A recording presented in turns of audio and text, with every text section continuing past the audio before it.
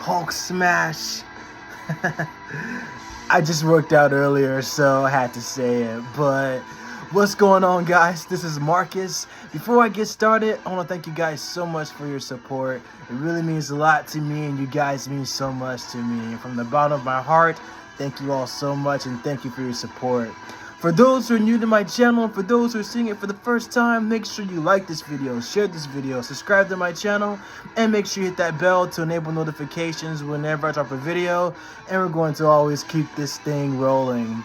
Thank you guys so much for your support. I just want to let you guys know that you guys' contributions mean so much to me. Thank you for everything. We're on the road to 1,000 subscribers, so thank you guys so much for your support. Your feedback means so much to me. I would not be able to do this without you guys. So keep sharing my videos and spreading the message, and we're going to always keep this going. So, let's talk about She-Hulk episode 5. It was a really great episode, and I definitely enjoyed the series so far. I did have a chance to actually see it. I did spot a few Easter eggs, especially from the episode. A lot of shoe references, too. So we definitely saw a pair of Deadpool shoes, Cyclops shoes, and, of course, the Iron Man 3 shoes are pretty much referenced in the early episode as well. But besides the point, there's also other Easter eggs that we need to go over as well. So I'm definitely excited to do this. And on top of that, I love this series. I mean, She-Hulk Attorney at Law, definitely one of my favorite series as far as like what's going on in the Marvel Studios right now, and it's definitely the best one. Not to mention that Deadpool's mask was shown by the end of the episode, so more than likely we're definitely going to see Deadpool this week, and I can't wait to see Charlie Cox in full form Daredevil costume, especially from what we've seen in the previous trailer as well. So he's definitely going to show up for episode 6, if not the next episode, but I believe he's scheduled to show up for this Thursday for sure, especially the way it was teased by the end of this episode. So I definitely cannot wait to see Daredevil. It's going to be awesome. But I got Jessica Clemens next to me. We're going to go ahead and get started and do the Easter eggs. She's awesome. Love Jessica, especially everybody from New Rockstars. Make sure you guys subscribe to New Rockstars and spread the message. These guys are awesome. Like I said, I follow New Rockstars and all the other comic historians and all the different YouTubers that cover all the comic books and everything. So I cover it all. So and those guys are good too. But make sure you subscribe to New Rockstars. They're awesome. So without further ado, we're going to go ahead and get right into it. Welcome back to New Rockstars. I'm Jessica Clemens, here to break down episode 5 of She-Hulk for you. The episode, we got a better look at Titania and all her vapid influence her glory, more insight into the real designer behind the superhero look, and some fun, non-stop Easter eggs. Also, I want to give a quick shout out to my boy Ray, who fixed my computer in time to write this breakdown. You're a big fan of the breakdowns, and I'm a big fan of you. I'm just gonna call it out. I'm obsessed with She-Hulk, and judging by the fact that you're watching this video, I'm gonna guess you are too. Well, if your obsession with everybody's favorite green attorney at law is just like mine, it's bound to spill over into your wardrobe sooner or later. And I know, Jessica, why aren't you wearing your wardrobe? I spilled spaghetti on it, but you don't have to spill spaghetti on it. Go to the epicheroshop.com. Ah, she's so cool. Latest obsession number 19, Lady Justice, is available in the shop for a limited amount of time. And if that's not enough for you, Epic Hero Shop's got a Girl Boss shirt in the same font. Maybe fans of She-Hulk Girl Boss shirt is dope. But I think what we all love about Jessica's my crush, by the way. The ability to boldly forge novel legal precedents in the name of justice, or her hair, or her perfect green skin. It's that, in a lot of ways, she's the personification of justice itself. That's what the Superhuman Law Division tee and sweatshirt are all about. Justice is Jack. And remember, in the first episode of She-Hulk, when we found out that Cap, Epic Hero Shop dropped Cap shirt immediately, so that fans like us can show our support for getting some into the MCU. These designs would be rad enough if they were on posters, but you get to wear them. And trust me, Epic Hero Shop stuff is comfy as hell. Regular rotation for sure. This is the absolute best way to support the channel, and wearing the merch is the best way to spot fans in the wild. Homer's like, nerds! Avengers Campus, conventions, and opening weekend. Also, be sure to tag at Epic Hero Shop and use hashtag RealEpicHero to get featured on their page. Get everything you need to be the stylish nerd you know you are at EpicHeroShop.com. I'm a stylish nerd myself. Jeez Louise, we jump into a song called Higher, written by Mark Campbell. We get the famous pass-by effect, this time on a pink screen that says She-Hulk by Titania. Titania has a new luxury skincare, beauty, and wellness product line named She-Hulk. We get this strong female-driven campaign, montage of Titania wearing this $600 dress. We know she's fashionable. Our girl is currently at New York Fashion Week. I love the PR She-Hulk and Jamila Jamil are doing. This is also just giving a Dove commercial. Literally all beauty commercials ever made. As Jen drives her Prius through West Hollywood, peek the Chateau Marmont hotel sign, we see the giant billboard for Titania's pop-up at the Grove, which is a giant shopping center in Los Angeles. It's super packed. Celebs have been spotted there, I guess, from time to time. I guess that's the hype. I don't really like it. The promo code Strength is Beauty gets you 15% off. Titania is very petty and very much me. Jen is listening 15% off. I caught that too. Podcast, which is a real weekly That's podcast cheap. on Law 360. Law 360 is the overarching umbrella that covers legal news, giving quick coverage on issues that affect attorneys, business leaders, and regulators. Titania fans are also confirmed called Titaniacs by Titania. Yeah, Titaniacs. Chad comes barreling through Jen's apartment. Jen, lock the damn door. This is happening so much. I'm sure towards the end of the season we'll get someone clearly not good stroll in. After Chad mansplains trademarking law to Jen, but in reality, who's really the smart one now, She-Hulk? You couldn't even trademark it, but Chad knows. He always knows. We get our title screen this time. It's pink, my favorite color, and with a little feminine glow lens flare that was once the color green, but now is pink. By Titania is in cursive at the bottom instead of its normal attorney at law. The voiceover Setting up the episode, basically. Thank you. Sounding exactly like Kim Kardashian, just like me. I'm sure it's the added influencer Valley Girl vibe. Overall, it's looking like a Titania episode, so let's just get really into it. We're at Titania She-Hulk pop-up at the Sunset Arts District. I only goes to the Sunset's Arts District, but there's an actual arts district in downtown LA. Also, how do I get that Titania cardboard cutout? Please, someone at Marvel at me and give it to me. When Jen noticed the snake venom lip pumper, she says, snake venom lip pumper. She's literally selling snake oil. Which is a saying in reference to all those miracle elixirs or those fraudulent marketing schemes. Yeah. This place is wild. On the Snake wall, we oil see marketing featuring schemes. Titania dressed in her sunburst, crown, and space like a beautiful space goddess. And I hate to be that person, but I agree with Nikki Jen. These are all different products. Beauty serum for your face for aging. Beauty oil usually soften the skin, keep the moisture in. And beauty tonic is like high in vitamin C, usually good for plumping. I just use a ton of different products like Geology and Fenty. Either way, we get a look at Nikki's desk, which is very Nikki Ramos. Her plaque, cute office supplies, the Titania lip gloss sample she got earlier, along with this cute mini stack of donut keychains and dumpster fire toy created and sold by the head writer Jessica Gal's husband on his website 100% Soft. It also comes with a nightlight one. I've gifted these before, so I'm really happy to see this like little callback in my life. Hug enters this episode. I've never had dumpster fire before. Damn fine Iron Man 3s we saw in earlier episodes time and time again. Like every sneakerhead knows, you need one to rock and one to stop, baby. His guy is known as Alonzo, the drip broker. Now, I've been told the term drip broker exists, but I refuse to use it ever again after today. It's just too silly for me. Either way, a fashion broker is someone that acts as an intermediary between a fashion brand and a manufacturer. So in this case, the brand being She-Hulk, the manufacturer being Luke Jacobson. Alonzo could easily be some random dude, but just how fun would it be if it was Zemo? The man loves fashion, and he had an infomercial on Marvel Studios Assembled about fashion called Sokovia. Or it could be 100% soft, like they said on Twitter. Cafe Beau Bay. And see, that's the thing, because Zemo has so much drip that he definitely needs to be in Thunderbolt. So they're supposed to start filming next year. So he needs to at least make a surprise appearance that he's actually the de facto leader. Now, how Marvel Studios is going to do it, a lot different from the comics, not quite for sure. But Zemo does play a heavy part in Thunderbolts, considering that he was the one that created it. Kind of like a super villain version of the Masters of Evil, which is pretty much Zemo's other faction in the comics too. So it's like, gotta get my boy Zemo in there though. I pronounced that wrong and I'm so sorry. The front for the superhero clothing business. You got another QR code that takes you to the She-Hulk Marvel comic page, the She-Hulk issue number 10. Yup. And in a messed up... That's my favorite issue, especially from She-Hulk issue number 10. That was actually the issue where Titania actually had the red Infinity Stone, which actually increased her strength.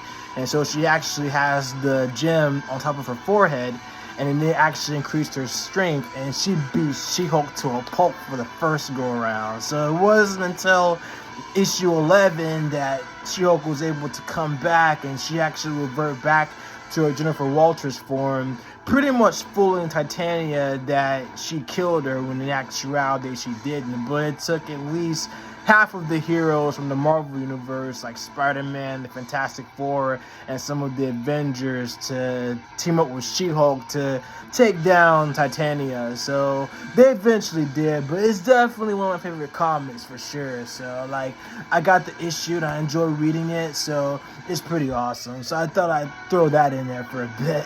We learned that he can speak Chinese, or at least say we're not cops in it. Before we say that this is Jubilee from X-Men reference, it's also the name for restaurant items and some famous cleaning supplies. So that makes sense. I would have caught that.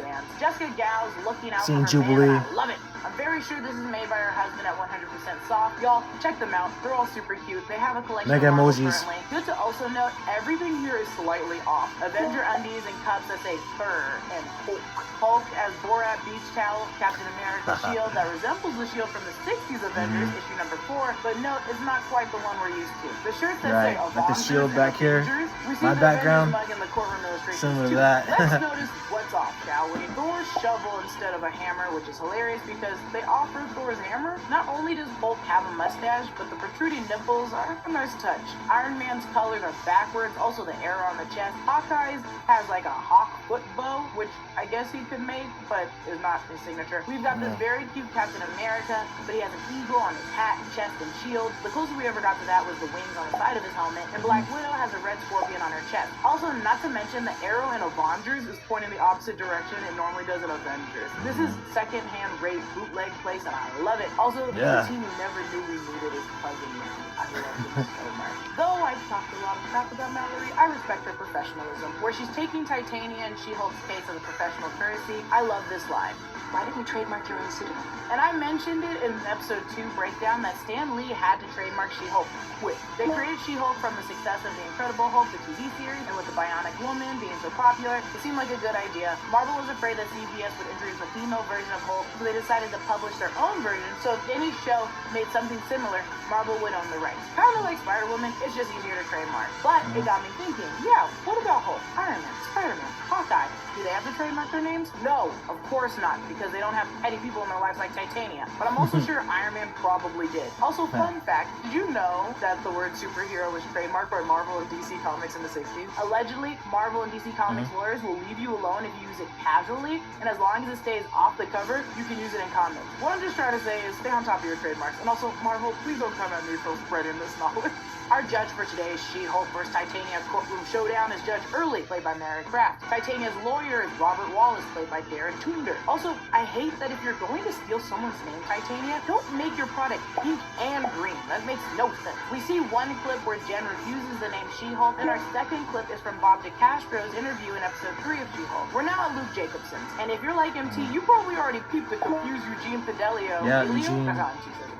Eugene is completely confused walking out, so it must be his first time there. I assume he's picking up the suit for someone else. If that's so, he could potentially be picking up the suit for his father, the OG Luke Frog in the comics, or for someone else. Eugene could steal the costume that was supposed to go somewhere else. The theories are endless here, but we got a good glimpse at MT Boy. We're also introduced to Luke Jacobson, played by the amazing Griffin Matthews. Luke Jacobson is a famous designer from Marvel Comics. He was an award-winning designer and fashion mogul, and he worked alongside Dakota North, appearing in Dakota North's comics in the 80s. And the first thing he does is scream, but not out of fear of She-Hulk, but at her ghastly outfit. Also, just want to note, we've seen some designers in the comics like Leo Zielinski, who tailored costumes for the X-Men, Avengers, Doom, and a ton of other folks. Then we've got folks like Spider-Man, who made his own original, then got an updated suit from Tony Stark, Thor, who was basically Asgardian armor, Melvin Potter, and Daredevil. But this Luke is the real deal, an Edna Mode of the MCU, and I ain't seeing a damn cape yet. No capes.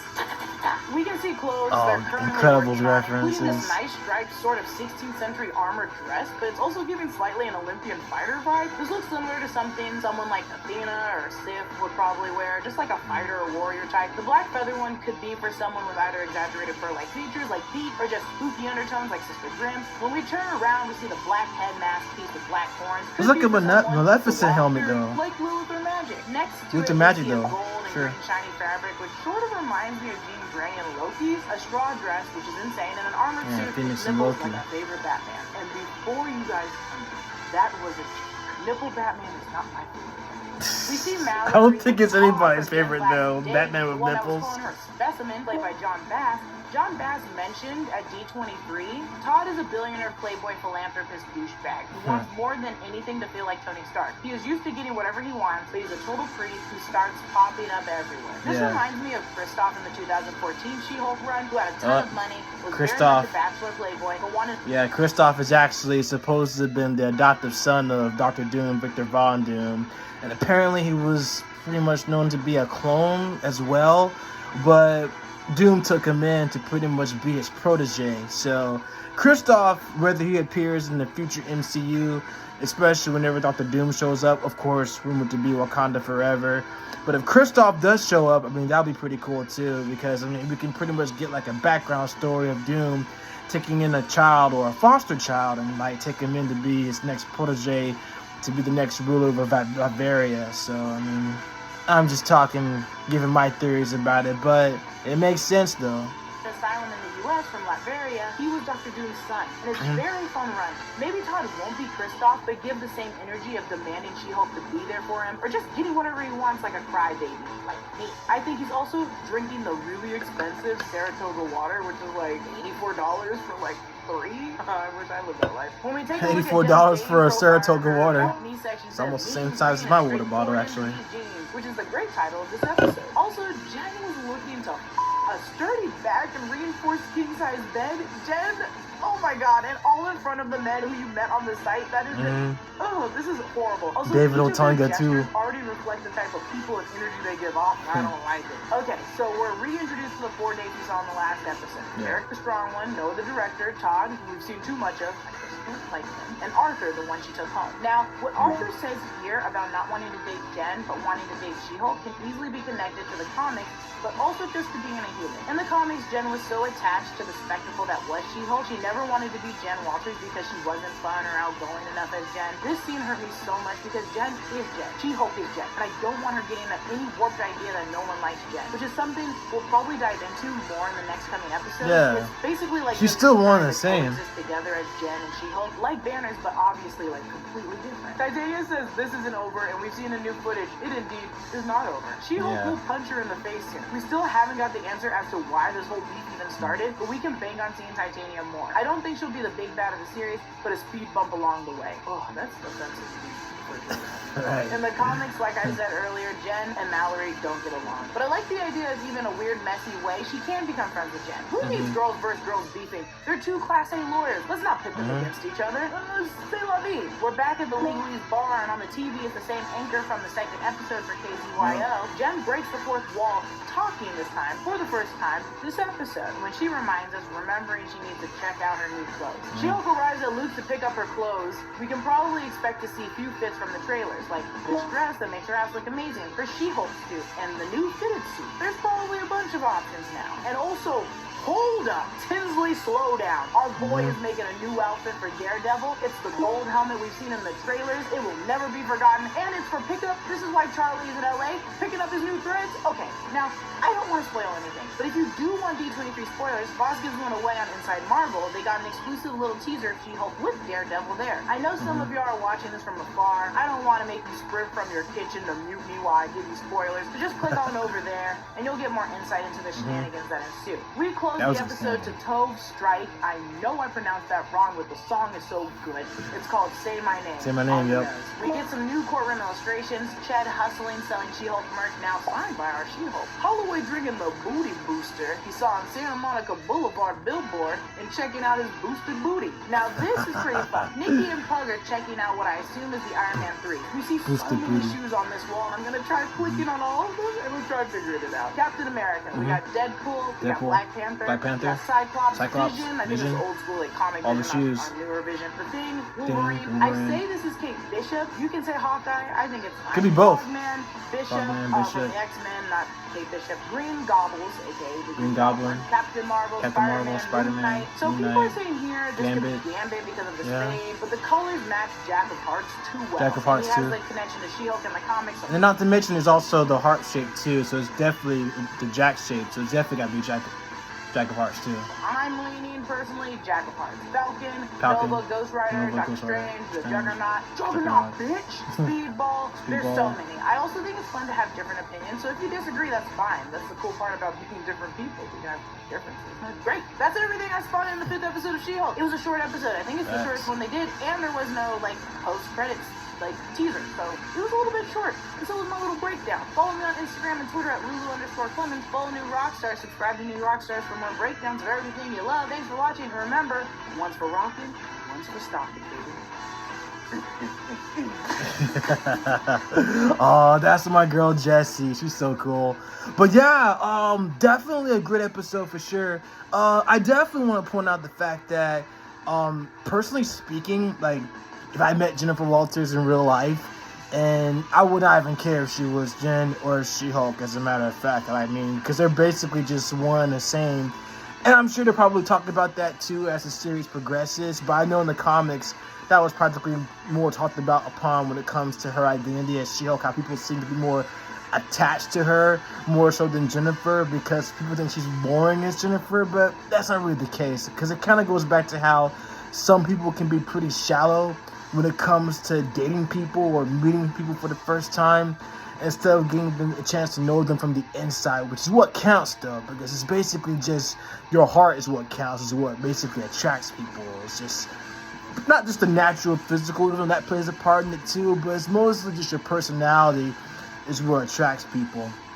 And in the case of Jennifer and She-Hulk, they're one and the same, and both are incredible people, and they're both incredible persons, and on top of that, she's a fine lawyer at the same time. I mean, she's beautiful as both Jennifer Walters and She-Hulk, so it's like both of them can be equally beautiful. So, but I stand by that. So, but besides that, I mean, like I said, I definitely enjoyed the series so far. It's been really great. I'm definitely looking forward to seeing episode 6 coming out this Thursday.